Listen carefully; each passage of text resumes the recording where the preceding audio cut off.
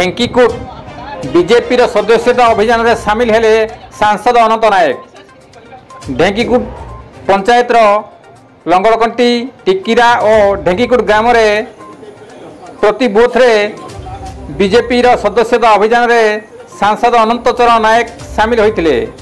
एथिरे सांसद प्रतिनिधि अक्षय कुमार पात्र, मंडल सभापति अक्षय सिंह, वरिष्ठ बीजेपी नेता रामचंद्र साहू, पूर्वतन जिला परिषद रणजित नायक, राधाकांत बेहेरा, गतिकृष्ण दड़ई, युव मोर्चा सभापति सौम्य प्रकाश मंडल समेत सनातन नायक एवं अन्य बीजेपी कर्मी सामिल होते एवं नूतन सदस्यता बहु कर्मी एठारे सामिल होते। गोविंद राउत का रिपोर्ट, केडी न्यूज ओडिया।